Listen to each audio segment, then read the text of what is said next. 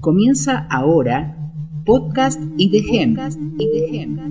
una experiencia sonora del Instituto Multidisciplinario de Estudios de Género y Mujeres. Hola, bienvenidos a este nuevo podcast IDGEM que cerrará el ciclo 2020. Sin dudas, un año bastante difícil para todos, pero aún más para mujeres y colectivas LGBTIQ+, a quienes la pandemia ha afectado de diferentes maneras. En este episodio traeremos las voces de la charla Feminismos y la lengua del derecho, historia, límites y desbordes, que cerró el ciclo Debates Feministas Urgentes y que tuvo una gran participación de público de todo el país.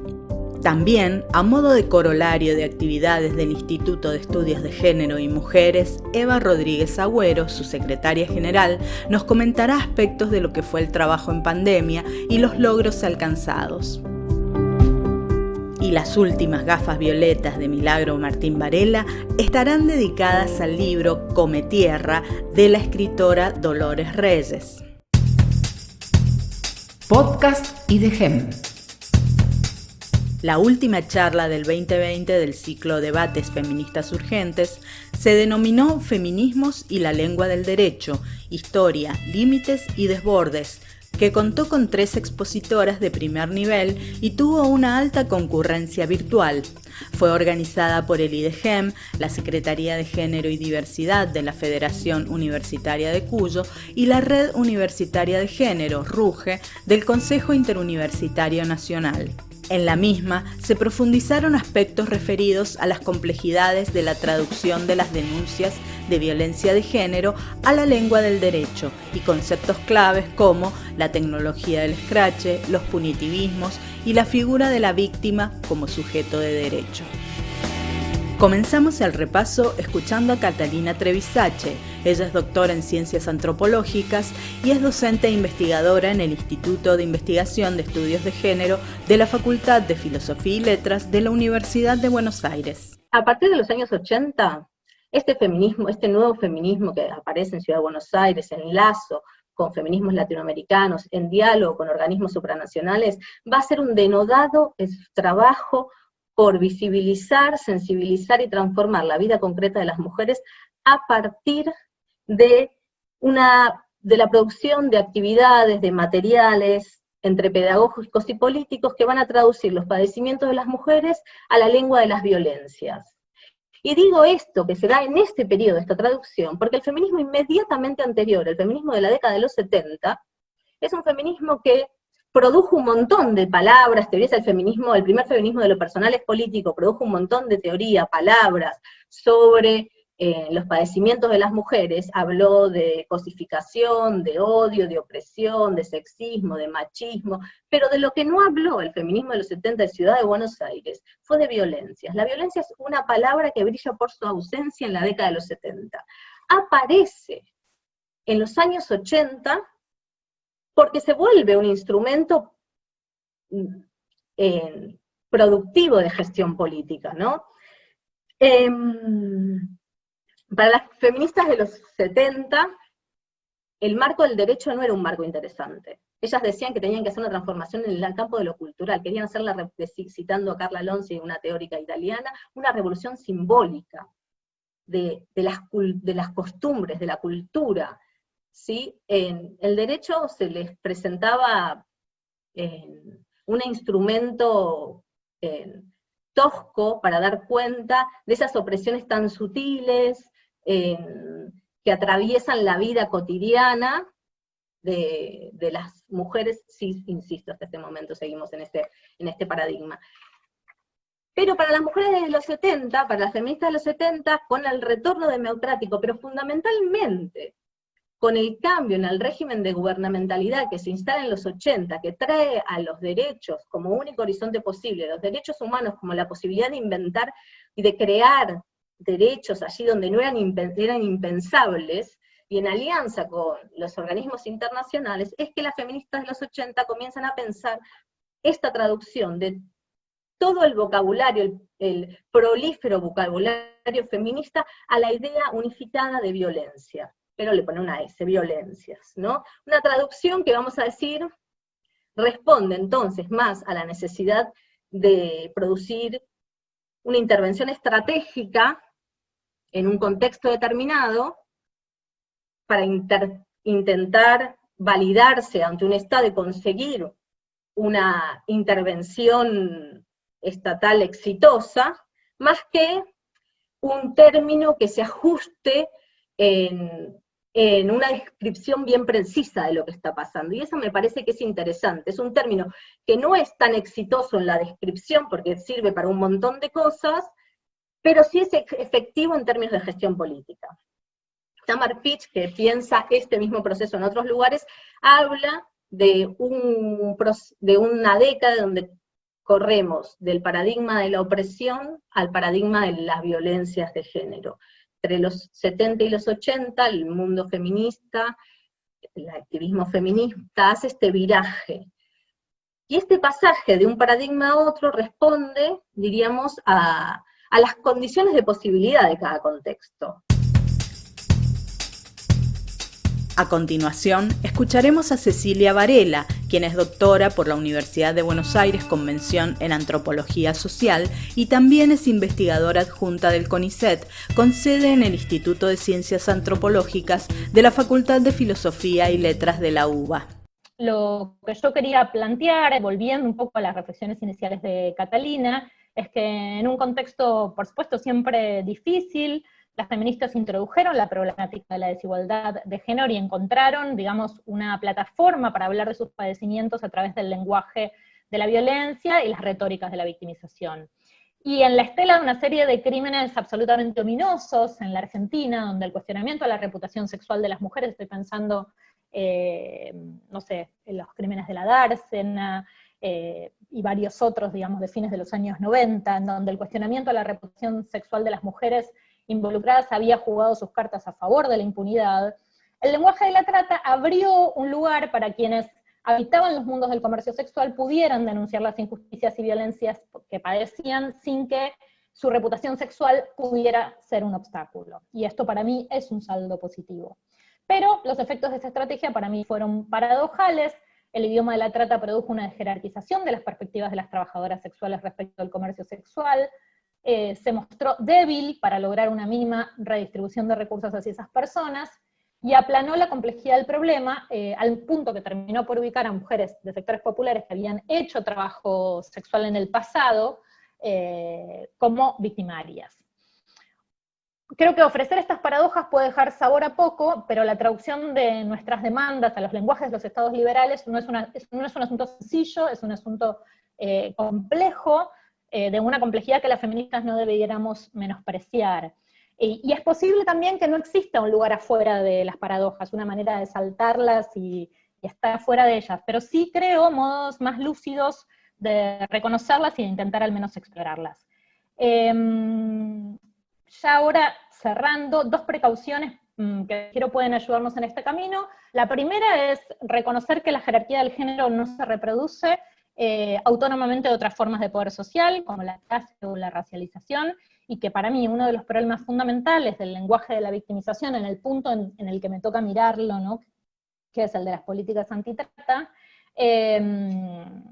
es su dificultad para articularse en una comprensión interseccional que tome en cuenta la articulación de distintos vectores de opresión que están presentes en la situación que queremos abordar.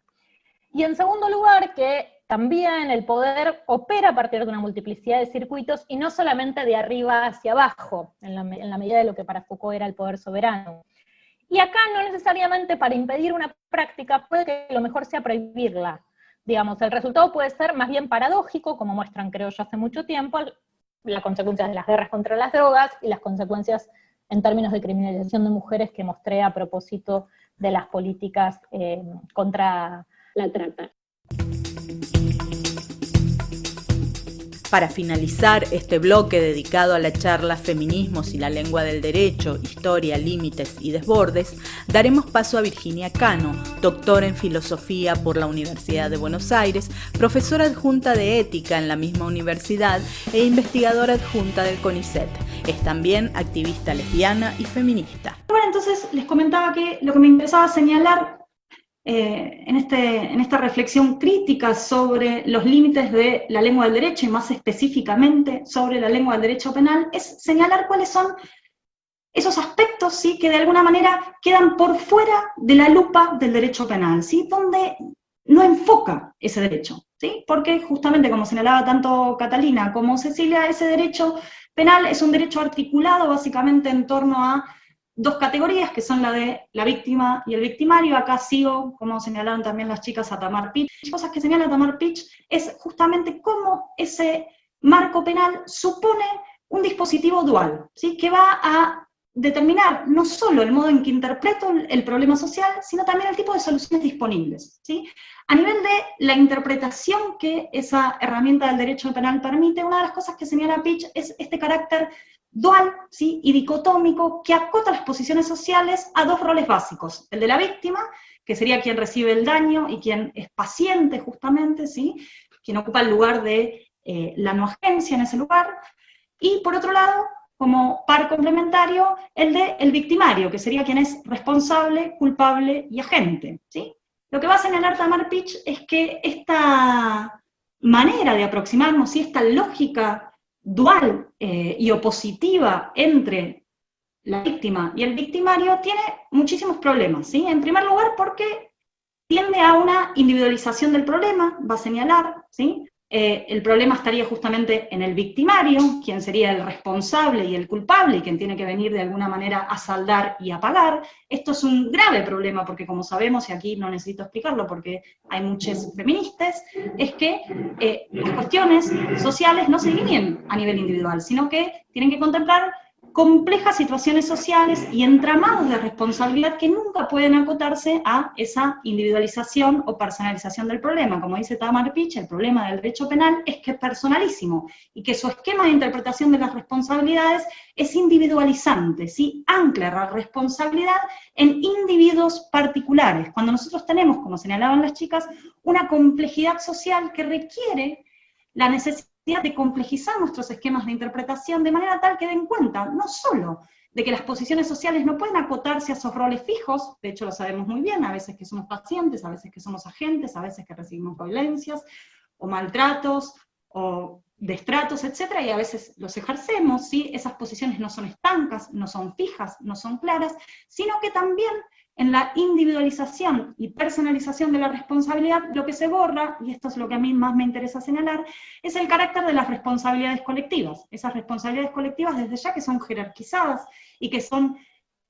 diferenciales, pero que son sumamente importantes a la hora de pensar estrategias y modelos de intervención que puedan dar cuenta de esas responsabilidades colectivas. Si terminamos solamente en la individualización y personalización de nuestros problemas, como dice Butler, la ontología liberal no puede dar cuenta de todas esas responsabilidades, todo ese gradiente y ese entramado de responsabilidades colectivas, que nos vinculan a los otros y que justamente nos sacan de nosotros mismos, ¿sí? Si de alguna manera el marco penal lo que deja por fuera es justamente las responsabilidades colectivas, y si lo tuviera que decir de alguna manera brutal, el lío, la maraña en la cual se articulan nuestras situaciones personales, singulares e individuales, ¿sí? Proponer lenguajes lo suficientemente complejos para mapear no solo responsabilidades individuales, sino ese complejo entramado colectivo que nos une a la vida de lesotres, es de hecho una de nuestras preocupaciones fundamentales si queremos poder inventar o poder articular lenguajes que puedan dar cuenta de esa complejidad social en la cual estamos intentando intervenir. Bien, así cerramos el repaso por la charla Feminismos y la lengua del derecho, historia, límites y desbordes. Si les interesó la temática, pueden acceder al video completo en nuestro canal de YouTube, donde encontrarán el resto de los podcasts y las charlas del ciclo Debates Feministas Urgentes. Podcast IDEGEM. Encontranos en Facebook e Instagram como idegem.puyo. El pasado 9 de diciembre, con una reunión de su comisión directiva, el Instituto de Estudios de Género y Mujeres de la Universidad Nacional de Cuyo repasó las actividades que se realizaron en el presente ciclo y proyectó el próximo año 2021. Al finalizar la misma, la secretaria general, doctora Eva Rodríguez Agüero, compartió con nosotros algunas reflexiones acerca de este difícil año, sus repercusiones en el colectivo de mujeres y disidencias sexuales, el trabajo del IDGEM y el gran anhelo para este fin de año. La escuchamos. Estamos terminando un año en el que, tanto a nivel global como local, se han producido fuertes transformaciones, un gran cimbronazo de las formas a partir de las cuales organizábamos nuestras vidas laborales, afectivas, nuestra vida social. Para las mujeres y disidencias ha sido un año especialmente complejo, pues producto de las medidas de aislamiento social preventivo y obligatorio, hemos debido pasar gran parte del mismo encerradas en nuestras casas, y sabemos que nuestras casas, en muchos casos, son el lugar donde se producen las mayores violencias hacia nosotras, en tanto que mujeres y disidencias. Por otro lado, estas medidas de aislamiento, que cumplieron una función sanitaria importante, por otro lado, nos han mantenido de algún modo aisladas o distanciadas de los lazos colectivos, los lazos que nos unen y a partir de los cuales las mujeres luchamos, resistimos y nos organizamos. Por otro lado, esta pandemia del COVID-19 ha tenido la particularidad de poner en evidencia que las mujeres y disidencias cargamos con la mayor parte del trabajo doméstico, que como sabemos en Argentina en más del 90% de los casos es realizado por mujeres y que nuestras jornadas laborales suelen alargarse entre 3 y 4 horas por día, producto de las tareas que realizamos en tanto que trabajo de cuidado, en tanto que trabajo reproductivo, es decir, cuidar hijes, cuidar ancianes. En este sentido, desde el Instituto de Estudios de Género y Mujeres, hemos buscado estar atentas a estas problemáticas que no son nuevas, que son de vieja data, pero que han emergido con fuerza en este contexto. Y hemos dado forma a un ciclo de charlas al que le hemos llamado Debates Feministas Urgentes, a partir del cual hemos buscado revisar algunos de los puntos más importantes que hacen a la perspectiva de género. Hemos abordado el tema de trabajo de cuidados, hemos abordado el tema de los estereotipos y el lugar de las mujeres y disidencias en los medios de comunicación, y hemos abordado también el tema de los punitivismos en relación al feminismo.